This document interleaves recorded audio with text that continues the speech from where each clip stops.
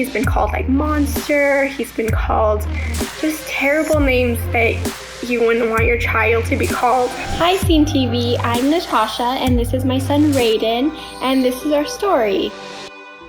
3 years ago, I had a choice to fight for my son, or I could let him pass peacefully. Our hospice nurse sat there and explained he won't have any safe way to breathe, and we can enter him into a hospice state and keep him comfortable, and he'll eventually pass on his own. We sat and we looked at each other for a moment, and without any hesitation, we both just said, no, let's give him a fighting chance, and we chose life, and I don't regret that choice at all.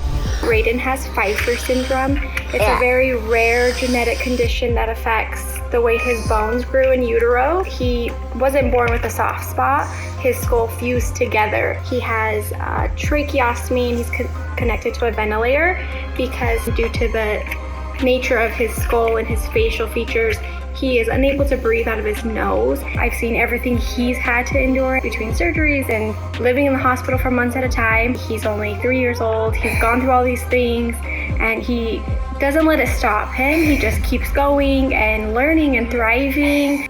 Life can be very hard with a child that not only has a disability, but a visible disability. I have to mentally prepare myself when I walk out the door for the mean things that kids are gonna say.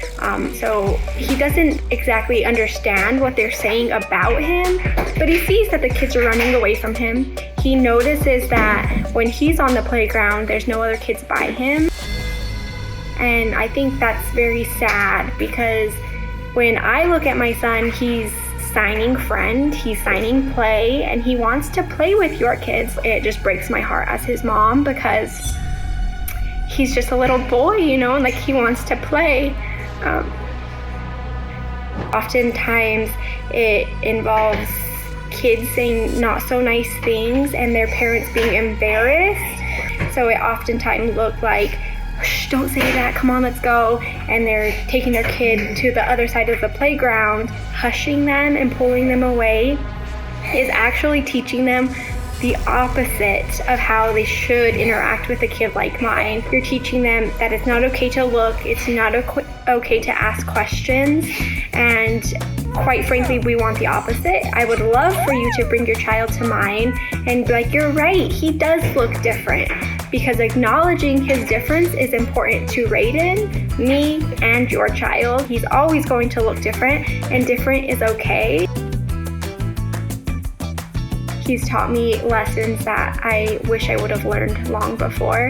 I stay home, I take care of Raedyn, and whether that be 10 years, 20 years, 30 years, for the rest of his life, I take that role very important. I love my life. I'm definitely grateful for the struggle. It's brought out the beauty in my life. I am seen. Are you?